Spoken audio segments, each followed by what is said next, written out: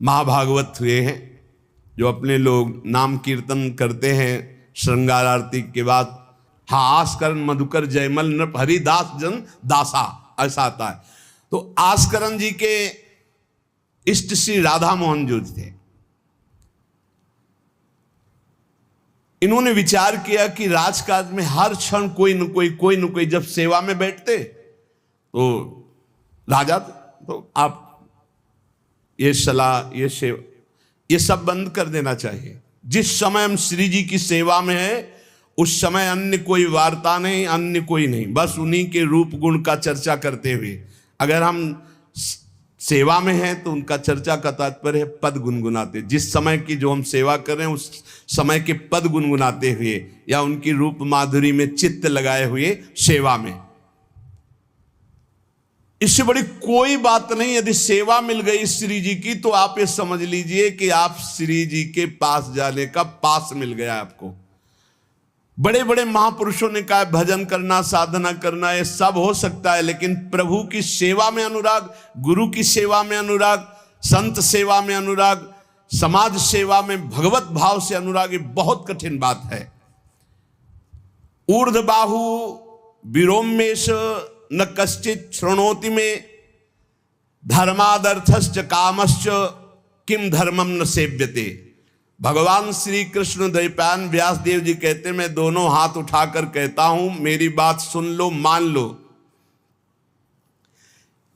सेवा से सब प्रकार की संपत्ति प्राप्त हो जाती है, जो चाहिए आपको, लौकिक पारलौकिक। हाथ उठा के कहता हूं, मेरी बात मान लो। भगवान व्यास देव जी कहते हैं जो सेवा धर्म है, भगवत सेवा, समाज सेवा भगवत भाव से की हुई सेवा, शब्द निष्काम होता है, जहां कोई कामना नहीं की जाती, और प्रीत्यर्थ, जिसकी सेवा करें उसको सुख पहुंचाने का भाव, तभी सेवा शब्द सार्थक होता है। कोई भी ऐसी कामना नहीं जो सेवा से पूर्ण ना हो जाए। जो सेवा धर्म का आचरण करता है उसके संपूर्ण जीवन में आनंद ही आनंद, सुख ही सुख रहता है। और लोग कहते हैं धर्मात्मा को दुख मिलता है। तुम क्या जानो, तुम बाहरी बात देखकर कहते हो दुख मिलता है। हृदय आनंद में वो डूबता है जो किसी भी वैभव में, किसी भी सुख में, किसी भी अनुकूलता में नहीं होता। अभी आपने सेवा धर्म को स्वीकार नहीं किया। सच्ची कहते हैं, सेवा में जब ये शरीर जाता था तब भी किडनी फेल थी, 20 वर्ष से फेल है। कभी गुरु कृपा से एक दिन का भी चूक नहीं हुई, और कभी जानने नहीं दिया कि शरीर में कष्ट है। 7 बजे से लेके कभी कभी 11 बजे तक सेवा का सौभाग्य मिलता, बिल्कुल कभी नहीं जानने दिया। बड़ी से बड़ी सेवा की जो आज्ञा हुई तो वही गुरु बल सब कार्य कराता था। कहीं सेवा में कभी ऐसा में नहीं, जब सेवा के बाद आए तो भले लेट गए, फिर सामर्थ्य नहीं रही भिक्षा भी मांगने की, पर जब सेवा में गए तो एक अपार सामर्थ्य गुरु कृपा से आ जाती थी। सेवा में एक अद्भुत सामर्थ्य है। समस्त कामनाओं के बीज, वासनाओं का नाश करने की सामर्थ्य भगवत सेवा में है। श्री आस्करण जी ने अपनी सेवा को सुरक्षित रखने के लिए, ये नरवरगढ़ के राजा है। राजा को बहुत से कार्य होते हैं, पता नहीं किस समय कौन सी राजकीय व्यवस्था के लिए आवश्यकता पड़ जाए, तो ठाकुर सेवा में एकाग्रता की बहुत आवश्यकता होती है। पत्रावली तो सिर्फ पत्रावली पे ध्यान है, इधर उधर नहीं तो पत्रावली बिगड़ जाएगी, वो पत्रावली मानी नहीं जाएगी आपकी। भोग लगा रहे हैं तो सिर्फ एक एक कवल पे ध्यान है आपका। बैठे हैं, प्यारे जू कैसे पा रहे हैं, हित सजनी जू कैसे पवा रहे हैं, प्यारे जू कौन सी पदार्थ की तरफ देख रहे हैं, लाडली जू कौन से पदार्थ की तरफ देख, पूरी भावना में उससे डूब। श्रृंगार तो श्रृंगार कर रहे हैं, स्नान तो स्नान, मतलब सेवा में पूरी तन्मयता आवश्यकता है। अगर तन्मयता नहीं तो फिर बिगड़ जाएगा। तो नरवरपुर ताको राजा नरवर जानो, मोहन जू धरिए सेवा नी के करी है। घरी 10 मंदिर में रहें, रहे चौकी द्वार, पावत न जान को ऐसी मति हरी है।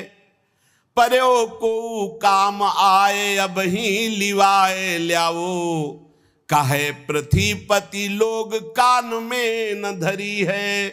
आई फौज भारी सुध दीजिए हमारी, सुनी बहु बात टारी परी बात खर भरी है। मनुष्यों में श्रेष्ठ आस्करण जी ये नरवरगढ़ के राजा थे। इनके ठाकुर का नाम राधा मोहन जो था। ये प्रेम पूर्वक उनकी सेवा में कोई विघ्न न हो इसलिए 10 घड़ी तक का कठोर आदेश दे दिया था। 24 मिनट की एक घड़ी होती है, तो 10 घड़ी कितने हुए? 4 घंटे। 4 घंटे तक कोई भी अगर सूचना देने आया तो दंड प्राप्त करेगा, वो दंड उसको मिलेगा। 4 घंटे तक सूचना भी नहीं देनी है।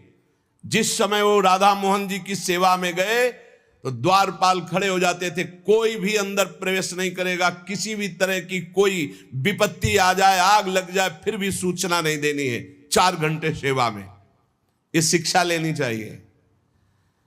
अपनी जब ठाकुर सेवा करें, हम कहते तभी करो, सब निपटा लो पहले फिर ठाकुर सेवा करो। ऐसा नहीं है कि जल्दी जल्दी तुम्हारा चित्त कहीं लगा हुआ है। अगर घर गृहस्थी में हो तो हम कई बार एकांतिक में बोल चुके हैं, पहले अपने पति पुत्र की तैयारी कर दो। उनको ऑफिस जाना है, उनको विद्यालय जाना है, सबकी तैयारी कर दो, जय जयकार करके उनको पवाओ। फिर इसके बाद अपने ठाकुर को स्नान कराओ, ठाकुर को भोग लगाओ, निश्चिंत हो करके। चित्त वृत्ति बार बार दौड़ रही है, ठीक बात नहीं। अगर हमें कभी कोई और कार्य हुआ तो हम पहले वो कार्य करते थे, फिर राधा वल्लभ जी के दर्शन जाते थे, क्योंकि हम राधा वल्लभ जी के दर्शन में खड़े वही चिंतन करेंगे, वो उनके पास जाना है तो पहले उनके पास हुआ है, फिर अगर कोई कार्य है तो हम वो निपटा के तब जाएंगे। ऐसी सेवा में अन्य कोई वार्ता नहीं, अन्य कोई चिंतन नहीं, अन्य कोई हमारी क्रिया नहीं, केवल सेवा में तत्पर। इसलिए उन्होंने कठोर नियम लगा रखा था, 4 घंटे तक कोई सूचना भी नहीं देगा। और आप मंदिर में राधा मोहन जी को 4 घंटे स्नान कराना, श्रृंगार कराना, आरती करना, फिर आरती करके भोग आदि सब करके फिर दंडवत करना। दंडवत के बाद जब प्रसाद चरणामृत लेकर उठते तब कोई बात हो तो बता सकते हैं। वो भी बात जब श्री जी की चिक डालकर बाहर निकले, उस समय द्वार पर चौकीदार बहुत सावधानी से कोई भीतर न जाने पावे। देखो, महापुरुषों से हमको शिक्षा मिलती कि हम कैसे ठाकुर सेवा करें। ठाकुर जुगल किशोर हमारे, इनकी सेवा हम कैसे करते हैं। आप 4 घंटे एकाग्रचित होकर केवल सेवा में ही डूबे, बड़ा सुख मिलता है। जब अपने श्री जी सौभाग्य दिए थे सेवा करने का, तो जैसा श्रृंगार करने के बाद जब दर्पण दिखाते थे तो रोना आता था। अपने प्रभु को श्रृंगारित देखकर जो हृदय में सुख मिलता है, रोम रोम आनंदित हो जाते थे। कभी कभी 2-2 बजे दोपहर तक बैठे फिर भिक्षा मांगने जाते थे। श्रृंगार करने के बाद पथ सुनाओ उनको, फिर उनकी रूप माधुरी देखो। भक्तों के नेत्र अलग होते हैं तो प्रभु उनका रसास्वादन भी अलग ही करवाते हैं। एक बार क्या हुआ, आवश्यक कार्य से नरवरगढ़ में दिल्ली के बादशाह का आगमन हो गया। बादशाह जो सैकड़ों राजाओं के ऊपर होता था और ये नरवरगढ़ के राजा थे, उसने आज्ञा करी, जाओ आस्करण जी को हमारे सामने जल्दी लिवा करके लाओ। और आस्करण जी का नियम था, राधा मोहन जी के मंदिर में गए तो सख्त आदेश, कोई सूचना नहीं पहुंचाएगा। सब आस्करण जी के जो रक्षक थे उन्होंने मना कर दिया, नहीं महाराज, ये आपकी सूचना भी नहीं पहुंच सकती, 4 घंटे आ ही नहीं सकते आस्करण जी। उसको बहुत क्रोध आया, बादशाह है वो, मैं आदेश कर रहा हूं, एक छोटे राजा के सेवक हमें जवाब दे रहे। बादशाह ने आज्ञा का उल्लंघन, इससे बड़ा क्रोध हुआ और उसने बड़ी सेना बुलवा ली। और सेनापति को आदेश किया कि जाओ बोल दो, नगर का नाश करवाना चाहते हो या हमारी आज्ञा का पालन करना चाहते हो? तुरंत आस्करन को भेजो, अन्यथा पूरी सेना बलात् नगर को नष्ट कर देगी और जबरदस्ती आस्करन को बंदी बना लिया जाएगा। बादशाह का आदेश। देखो परीक्षा होती। जब ये आदेश हुआ, सेनापति आया, निज दूतों से जो अंगरक्षक द्वारपाल उनसे कहा, सबने कोई उत्तर नहीं दिया। 4 घंटे तक हम अपने राजा को सूचना भी नहीं दे सकते, जो तुम्हें करना हो करो। ये बड़ी बात है। बादशाह का हुक्म, बादशाह के सेनापति का हुक्म, सेवा में विघ्न ना पड़ जाए इसलिए कठोर नियम लिया था, पर सबके हृदय में घबराहट थी कि अब क्या होगा जब बादशाह नाराज हो गया, सेना आ गई, सेनापति आ गए, अब क्या होगा। सेनापति ने बादशाह से कहा कि अब क्या हुक्म है, वहां से मना हो गया है, आपकी आज्ञा का उल्लंघन, हमारी आज्ञा का उल्लंघन, हमारा भय दिखाना सब व्यर्थ चला गया। कही कह पठाई कहो कीजिए लड़ाई, सुनी रुचि उपजाई चली पृथ्वी पति आयो है। पर्यो सोच भारी तब बातों विचारी कही, आप एक जाओ गयो अचरज पायो है। सेवा करी सिद्धि साष्टांग होई के भूमि परे, देखी बड़ी बेर पाओ खड्ग लगायो है। कटी गई एड़ी ये पै टेढ़ी हूं न भौ करी, करी नित नेम रीति धीरज दिखायो है।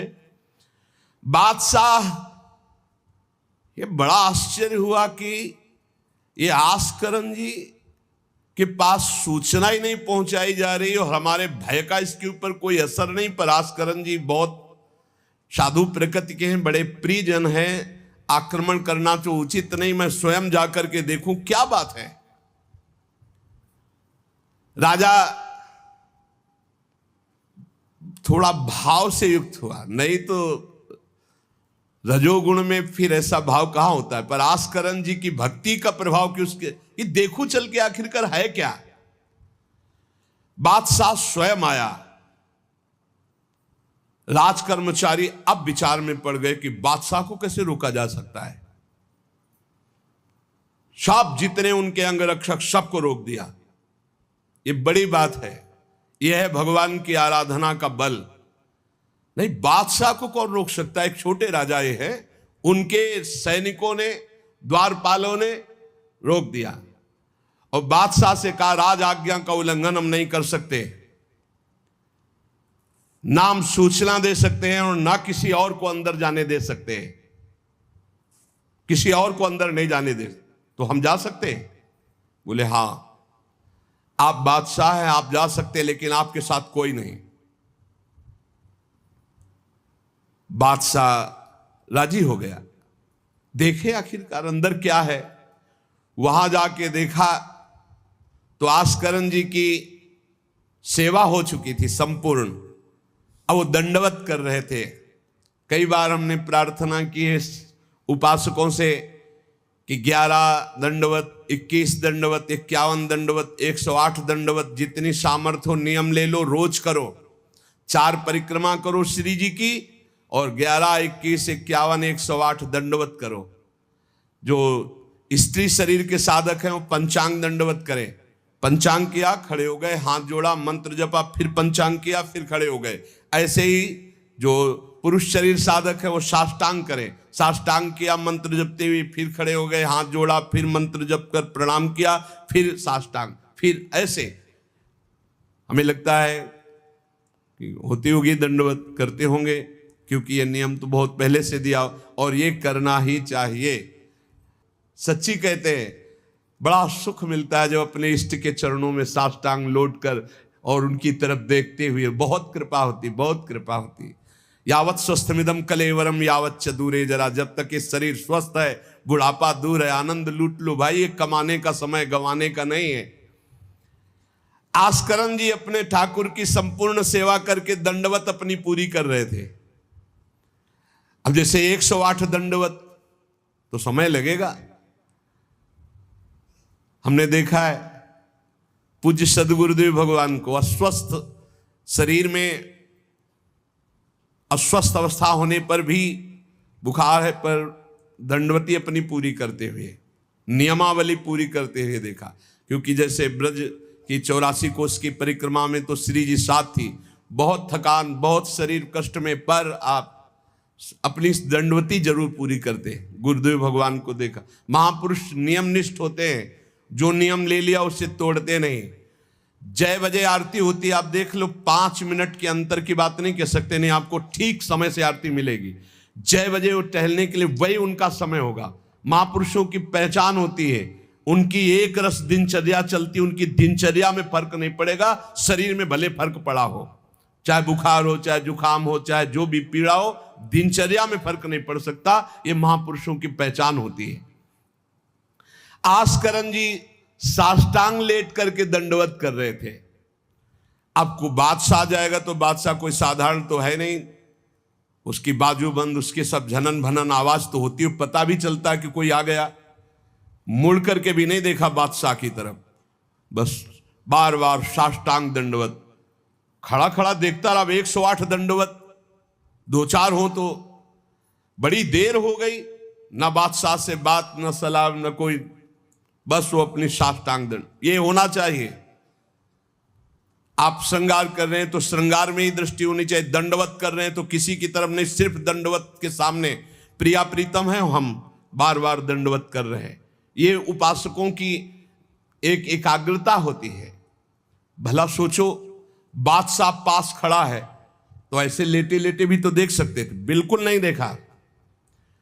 राजा को, बादशाह को बड़ा आवेश आया कि इतनी देर से मैं खड़ा हूं, पहले तो वहीं सब नाना करते रहे, इतनी देर से खड़ा हूं, ना कोई प्रणाम, ना नमस्कार, ना हमारी तरफ देख रहा है, क्या है।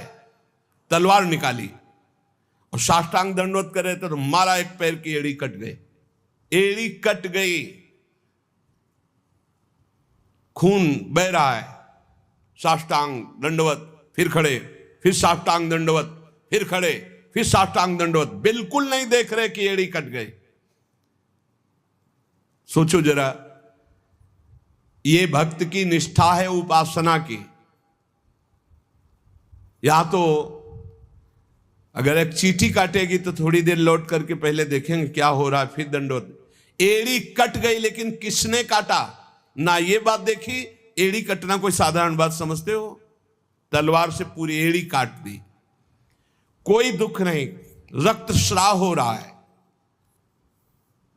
अपने नियमानुसार कटी गई एड़ी, ए पे टेढ़ी हूं न भौं करी, ना तो आह निकला ना गुस्साई कि किसने ऐसा कर दिया। करी नित नेम रीति धीरज दिखा, धैर्य पूर्वक 108 दंडवत पूरी की। पूरा जब संपन्न कर लिया, इसके बाद पीछे हटे, चिक गिराई, क्योंकि समझ चुके थे कि ये तलवार चलाने की हमारे ऊपर हिम्मत केवल बादशाह की हो सकती, दूसरे की नहीं। कोई साधारण राजा नहीं, महाभागवत और महाबली है। इसलिए हमारे ठाकुर का सुखपूर्वक अपशयन हो। चिक डाली, उठ चिक डारी तब पाछे सो निहारी, कियो मुजरा बिचारी बादशाह तिरिझे हैं। हित की सच्चाई यह है नेको ना कचाई होत, चर्चा चलाई भाव सुनि सुनि भीजे हैं। बीते दिन को नृप भक्त सो समायो, पृथ्वीपति दुख पायो सुनी भोग हरि छीजे हैं। करे विप्र सेवा तिने गांव लिख न्यारे दिए, वाके प्राण प्यारे लाड़ करो कही धीजे हैं। आस्करन जी ने जब चिक डालकर पीछे मुड़कर देखा तो बादशाह तो शिष्टाचार के अनुसार जोहार किया। राजा की भगवत सेवा, नियम निष्ठा, ये देखकर बादशाह बहुत प्रसन्न हुआ और कहा मैंने आज देखा ईश्वर के प्रेम की सच्चाई को। तुम्हारे में थोड़ा भी बनावटीपना नहीं, थोड़ी भी शिथिलता नहीं, तुम अपनी निष्ठा के धैर्यवान वीर हो। बादशाह ने आस्करण जी से भगवत प्रेम संबंधी कुछ चर्चाएं की और विचार अपने प्रकट किए कि आज मैं बहुत खुश और सौभाग्यशाली हूं कि तुम्हारे जैसा राजा मेरा जन है। बड़ा हृदय रस में डूब गया बादशाह का। ये है देखो सच्चाई भक्ति की। नहीं बादशाह के हुक्म को टाल देना, सेनापति की आज्ञा का उल्लंघन कर देना, बादशाह आया है साष्टांग दंडवत, कोई उसका आदर ना करना, ये सब भारी अपराधों में आता है। नहीं बादशाह आया और फिर दंडवत हो सके, नहीं पहले उससे बातचीत होगी, बाद में दंडवत होगी। नहीं अपनी निष्ठा के आगे नहीं, एड़ी काट दी गई फिर भी नहीं रुके। अब आस्करण जी सदैव अपने भगवत निष्ठा भगवत सेवा में मगन रहते। राजा बहुत प्रसन्न होकर के कहा कि अब जिस कार्य के लिए हम आए थे अब उस कार्य की जरूरत नहीं है, और अपनी जेब से अपनी रुमाल निकाल कर अपने हाथों से उनके चरणों की एड़ी में बांधा और कहा तुरंत चलिए राजवैद्य के द्वारा इसे, और आज से हमारी तरफ से आपके ठाकुर की सेवा सुख संविधान चलेंगे। हम विशेष विशेष प्रकार की आपकी ठाकुर सेवा में सहयोग करें। आस्करण जी ने कहा भगवत कृपा है, सब भगवत कृपा है, सेवा यथार्थ रूप से चल रही है।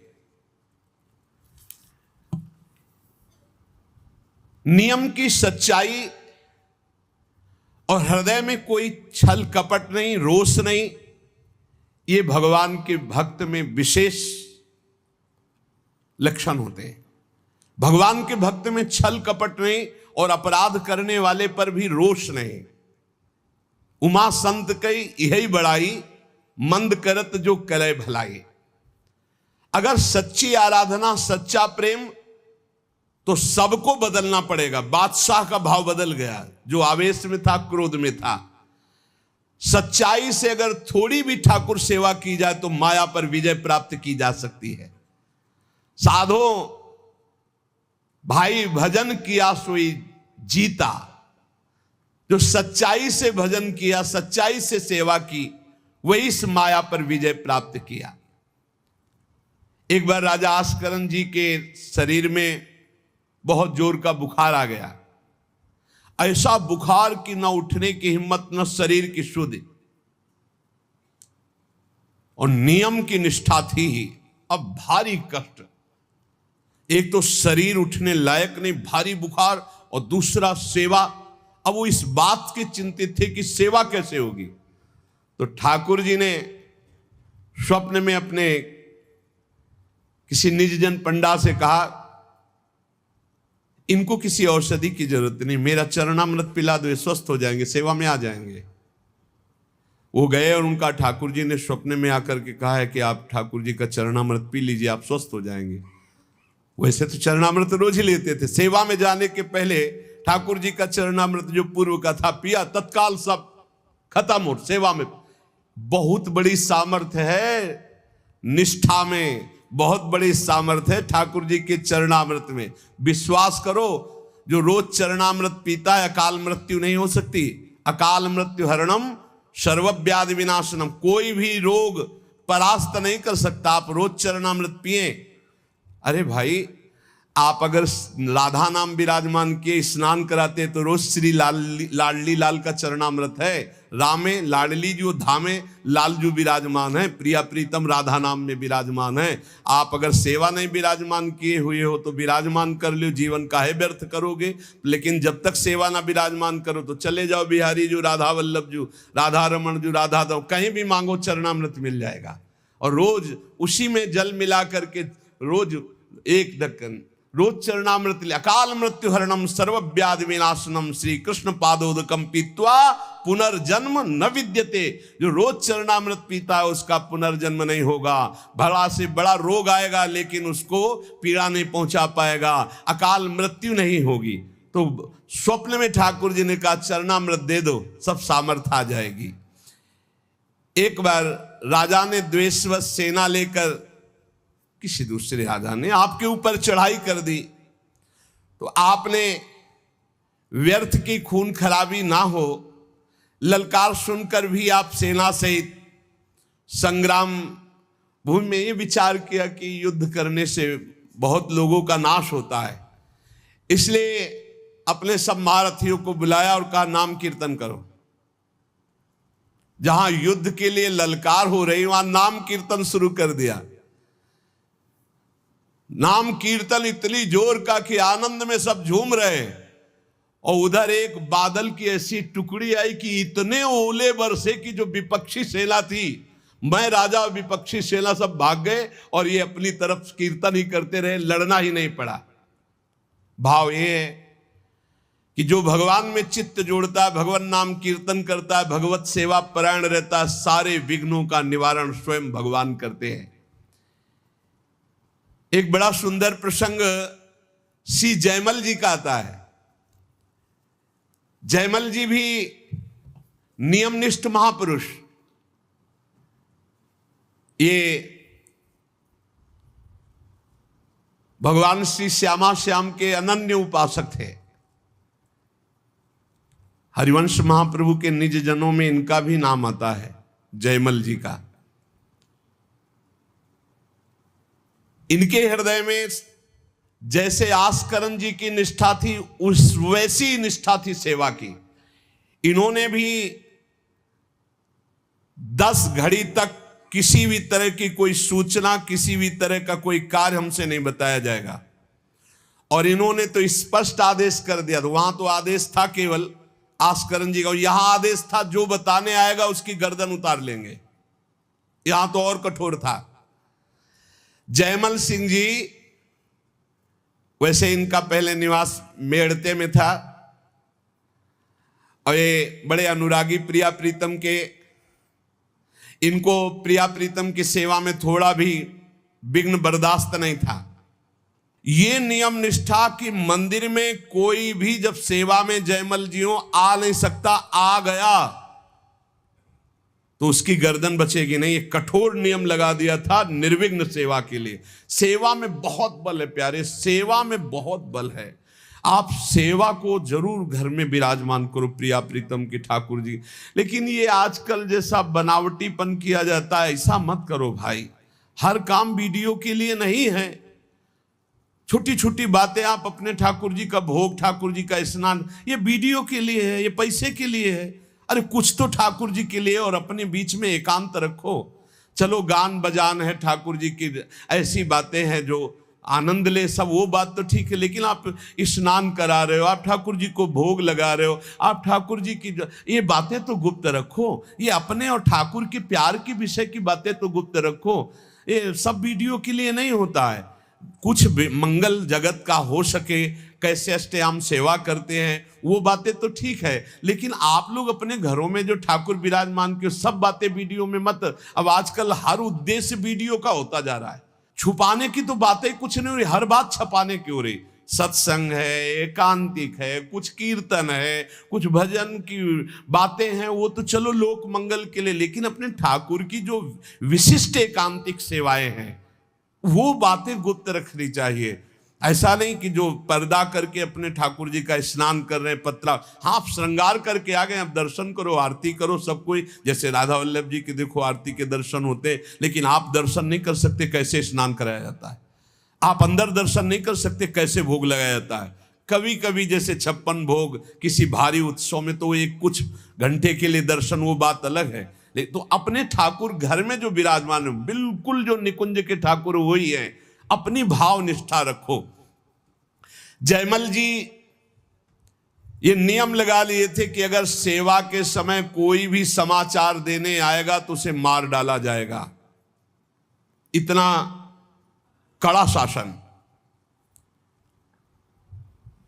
और ये बात प्रसिद्ध हो गई थी कि 4 घंटे जयमल जी निकलेंगे नहीं मंदिर से। तो जयमल जी का एक मंडोर का जो राजा था वो भाई लगता था। उसने विचार किया कि बहुत अच्छा 4 घंटे का समय है, जयमल जी के पास सूचना कोई दे नहीं सकता, और इस समय आक्रमण किया जाए तो पूरे नगर को कब्जे में कर 4 घंटे का युद्ध, और वो निकलेंगे नहीं, और कोई सूचना देने जाएगा तो मार डाला जाएगा। बहुत बढ़िया अवसर है कि पूरे नगर को अपने कब्जे में कर लिया जाए। भारी सेना चारों तरफ से पूरे नगर को घेर लिया गया। अब ये जब सैनिकों से पता चला तो हाहाकार मच गया कि बिना राजा के आदेश के युद्ध कैसे छेड़ दिया जाए। चारों तरफ से शत्रु पक्ष सैनिकों ने घेर लिया है। सबने विचार किया कि आज्ञा हो जाए तो अभी युद्ध हो जाए, पर आज्ञा लेने कौन जाए? जो जाएगा वो मार डाला जाएगा। जयमल जी का आदेश है। अब जयमल जी की माता जी को तैयार किया गया है कि आप जाओगी तो आप पर वो प्रहार नहीं करेंगे और आपकी बात सुन लेंगे। माता जी भी डरती हुई गई, क्योंकि आज्ञा थी कोई नहीं आएगा, अगर जो भी आएगा उसकी गर्दन उतार दी जाएगी, मार डाला जाएगा। माता जी को इसीलिए भेजा गया कि बस आप केवल सूचना दे दो और वो आज्ञा दे दे, संभाल तो सब यहां लेंगे, आज्ञा दे दे। वो गई, जयमल जी ठाकुर जी की श्रृंगार में थे, पीछे से कहा, बेटा शत्रु पक्ष ने पूरे नगर को घेर रखा है, तुम्हारी क्या आज्ञा है? उन्होंने उत्तर दिया, भगवान सब भली करेंगे और आप जाओ। दूसरा शब्द नहीं, भगवान सब भली करेंगे, और इशारा किया। अगर दूसरा होता तो प्रण पूरा करते, लेकिन मां है इसलिए इशारा किया, वापस चली जाओ। मुड़ के नहीं देखा, बस एक शब्द का, भगवान सब भली करेंगे। यह नहीं कहा कि युद्ध प्रारंभ कर दो, मैं सेवा करके आऊंगा, ऐसा कुछ नहीं। भगवान सब भली करेंगे और इशारा किया कि आप वापस चली जाओ। ज्यों के त्यों सेवा में लगे रहे। भगवान ने देखा कि ये तो बिल्कुल बेपरवाह है, और सैनिक चारों तरफ से घेर लिए हैं राज्य को, तो स्वयं प्रभु घोड़े पर सवार हुए जयमल जी के।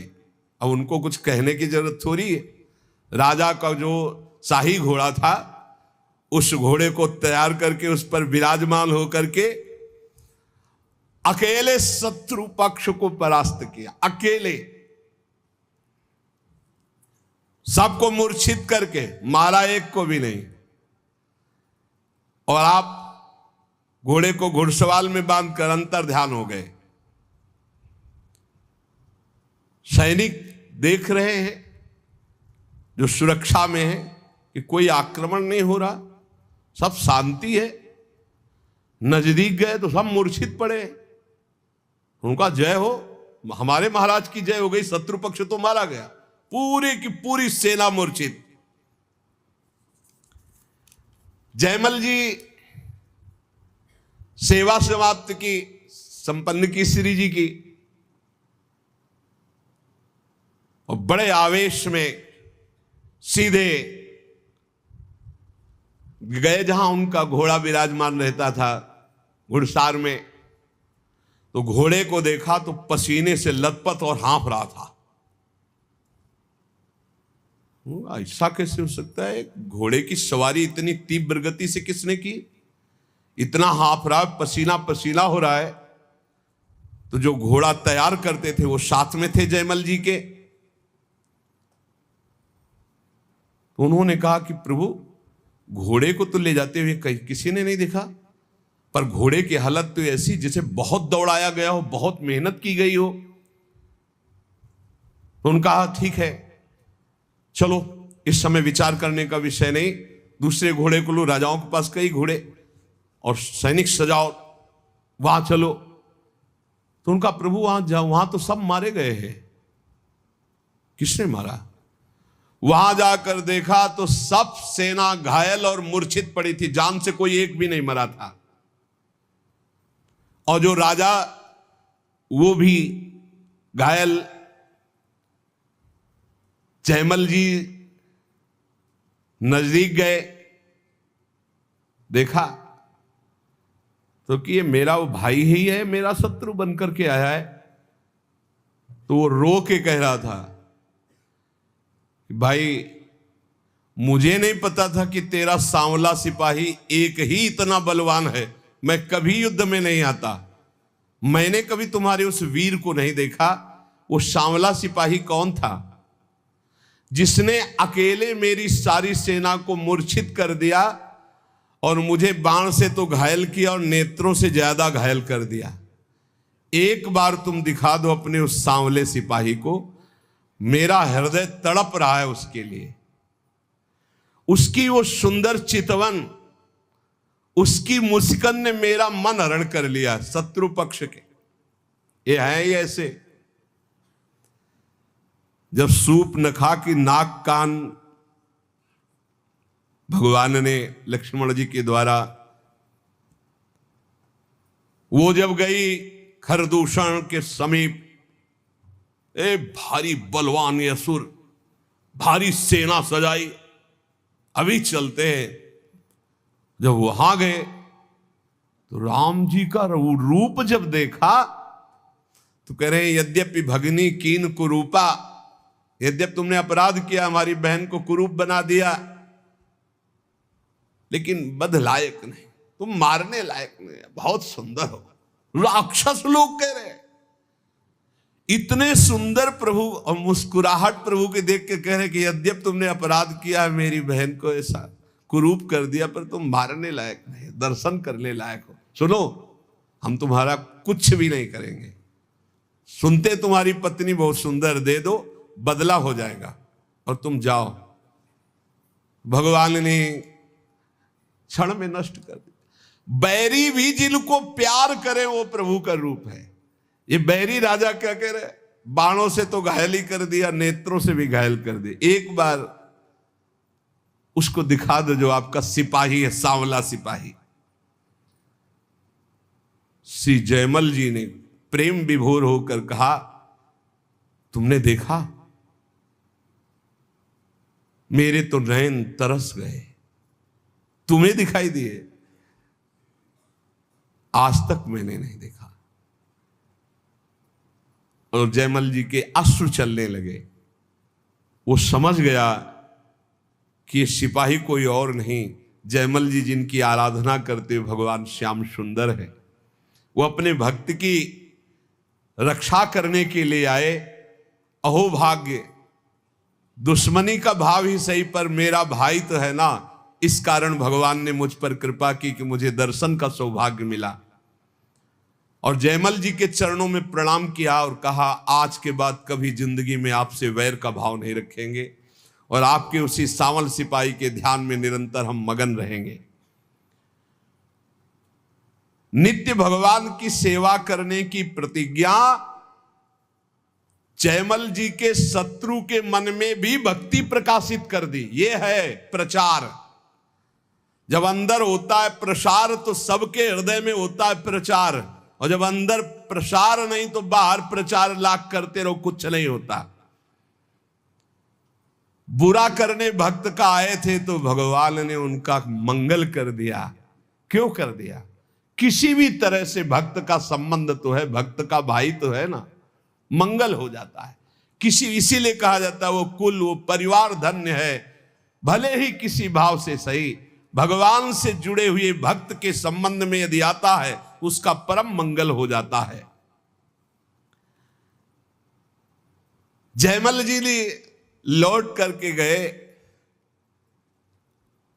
और अपने घोड़े को दंडवत किया कि ये भाई, ठाकुर जी की सेवा तो हम प्रगट में करते ही हैं, लेकिन तेरे सौभाग्य का वर्णन क्या करें। मेरे ठाकुर जी तेरे पर सवार हुए, घोड़े की 4 परिक्रमा की, आरती उतारी, दंडवत की और बार बार हाथ से स्पर्श करके पुलकित हो रहे हैं। ऐसे ही हैं हमारे ठाकुर जी। इसीलिए दास दासोहम में बड़ी सामर्थ्य मानी गई है। सबसे ज्यादा कृपा किस पर होती है? जो भगवान के दासों का दास होता है। घोड़े को साक्षात्कार हो गया भगवान का, बैरी भाई को साक्षात्कार हो गया, और जयमल जी कह रहे कि मेरे नयन तरस रहे हैं। तो क्या वास्तविक जयमल जी के नेत्र तरस रहे? नहीं, जिनके संबंध से बरस रहे उनके नेत्र कैसे तरस सकते हैं? पर ये हैं ही इतने प्यारे कि तन मन के बिछुरे नहीं, पर चाह बढ़े दिन रैन, कबो संजोग न मानहि, देखे भरी भरी नयन। तो हम श्री श्यामा श्याम के दास हैं। श्यामा श्याम ही हमारी साधना है, श्यामा श्याम ही हमारे साध्य है। आठों पहर हम नाम जप करें, श्री जी की सेवा पर बहुत ध्यान दें। जिसको जो सेवा मिली वो बड़ी महान सेवा है। कभी ऐसा ना समझे कि किसी की द्वार पे या कहीं बहुत दूर सेवा लगी है तो सोचे कि नजदीक सेवा वालों का तो बड़ा सौभाग्य। नहीं, आप देख लीजिए सनक सनंदन सनातन सनत कुमार जी ने जब जय विजय को शाप दिया तो अंदर प्रवेश होने का अधिकार खो दिया। भगवान स्वयं चल के आए लेकिन अंदर नहीं जाए। और भगवान ने जय विजय जी को कहा कि सेवक के द्वारा किया हुआ अपराध स्वामी का ही अपराध माना जाता है। सनकादि को संत पदवी भले दी लेकिन अपनापन जय विजय को दिया। सेवा में बहुत बड़ी सामर्थ्य है। कोई भी सेवा, कहीं की भी सेवा मिली वो श्री जी की सेवा है। वृंदावन धाम है, महारानी जी की सेवा में आप हैं। महारानी जी के सेवक को निश्चित वो सुख प्राप्त होता है जो किसी और पद से नहीं होता। बस सेवक शरण सदा रहे, अनंत नहीं विश्राम, कै वाणी हरिवंश की, कै हरिवंश नाम। या तो वाणी जी और या नाम जी, ये हमारे जीवन है, यही हमारा सर्वस्व है। हर समय नाम वाणी में रहो और सेवा में तन्मयता रखो। शेष चर्चा आगे। श्री राधा वल्लभ।